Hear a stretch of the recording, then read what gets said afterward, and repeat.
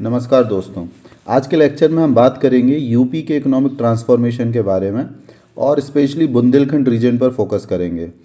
UP अभी एक $1 trillion economy बनने की तरफ बढ़ रहा है, लेकिन इस जर्नी में काफ़ी चैलेंजेस हैं, स्पेशली रीजनल डिस्पैरिटीज़ की वजह से। और अगर हम ग्रॉस डिस्ट्रिक्ट डोमेस्टिक प्रोडक्ट यानी जीडीडीपी के नंबर्स देखें तो अभी वेस्टर्न यूपी का कंट्रीब्यूशन है 9.44 लाख करोड़ रुपीस, ये हाईएस्ट है। वेस्टर्न यूपी उत्तर प्रदेश का सबसे डेवलप्ड रीजन है, इसी वजह से यहाँ हरित प्रदेश बनाने की डिमांड भी है। यहाँ मेरठ, नोएडा, गाज़ियाबाद जैसे शहर हैं। फिर पूर्वांचल की बात करें तो वहाँ पर कंट्रीब्यूशन है 5.37 लाख करोड़, ये सेकंड लार्जेस्ट हाईएस्ट जीडीडीपी है। सेंट्रल यूपी का कंट्रीब्यूशन है 3.36 लाख करोड़ रुपीस एंड बुंदेलखंड इसका कंट्रीब्यूशन सिर्फ अराउंड 1 लाख करोड़ रुपीज़ है। ये यूपी का सबसे पिछड़ा क्षेत्र है और यहाँ का जीडीडीपी सबसे कम है। अब यूपी को अगर अपना फुल पोटेंशियल अचीव करना है तो इस डिस्पैरिटी को बैलेंस करना होगा। इसलिए अब हम बात करने वाले हैं कि बुंदेलखंड को कैसे ट्रांसफॉर्म करें, क्योंकि वो इसमें सबसे ज़्यादा पोटेंशियल और सबसे ज़्यादा पिछड़ा क्षेत्र भी है। तो सबसे पहले रीजनल डिस्पैरिटी को समझते हैं। वेस्टर्न यूपी जिसमें नोएडा और ग्रेटर नोएडा जैसे डेवलप्ड सिटीज़ हैं, स्टेट का इकोनॉमिक इंजन बन चुका है, लेकिन बुंदेलखंड और पूर्वांचल जैसे रीजन्स अभी भी काफ़ी पीछे हैं। ये इम्बैलेंस सिर्फ रीजनल ग्रोथ को नहीं बल्कि पूरे स्टेट को के प्रोग्रेस को ही रोक रहा है। और यूपी को अगर $1 ट्रिलियन इकोनॉमी बनना है तो हर रीजन के डेवलपमेंट होना ज़रूरी है। तो सरकार इस प्रॉब्लम को सॉल्व करने के लिए क्या कर रही है? तो सरकार ने एक 2 प्रोंग्ड स्ट्रेटजी बनाई है। पहली, जिसमें वेस्टर्न यूपी जैसे डेवलप्ड रीजन्स के पोटेंशियल को मैक्सिमाइज करना और उन्हें और आगे ले जाना। दूसरी, बैकवर्ड रीजन्स जैसे बुंदेलखंड में हैवी इन्वेस्टमेंट करना ताकि उनका इकोनॉमिक पोटेंशियल अनलॉक हो सके।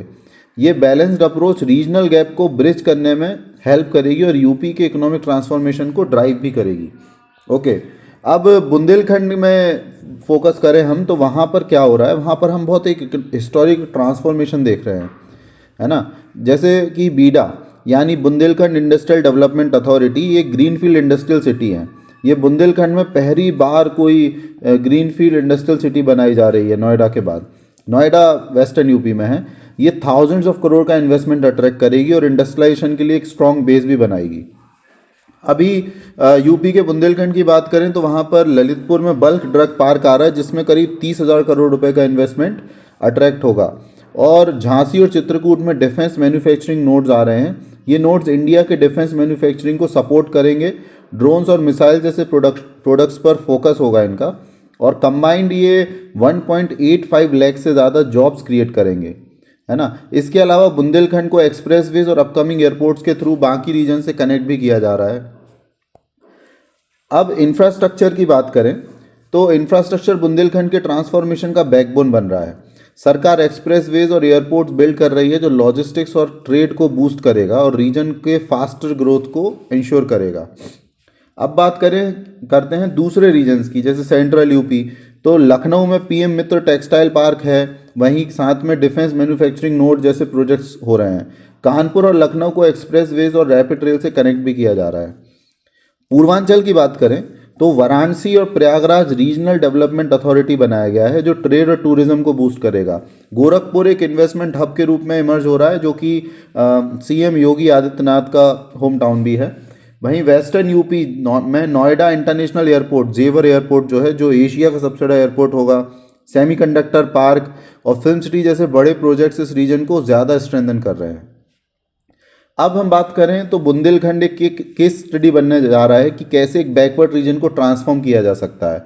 तो सरकार का गोल है यूपी को महाराष्ट्र और गुजरात जैसे इंडस्ट्रियल पावर हाउस के बराबर लाना। और मुझे लगता है कि ये इनिशिएटिव ना सिर्फ इकोनॉमी को बूस्ट करेगा बल्कि रीजनल डिस्पैरिटी को भी ख़त्म करेगा। तो इस पर आपका क्या ओपिनियन है, ये आप कमेंट्स में शेयर कर सकते हैं। और इस लेक्चर से हम ये समरी है कि यूपी एक बैलेंस रीजनल डेवलपमेंट स्ट्रेटजी पर काम कर रहा है और बुंदेलखंड इसका एक शाइनिंग एग्जाम्पल बन रहा है। Okay, so thank you very much, thank you.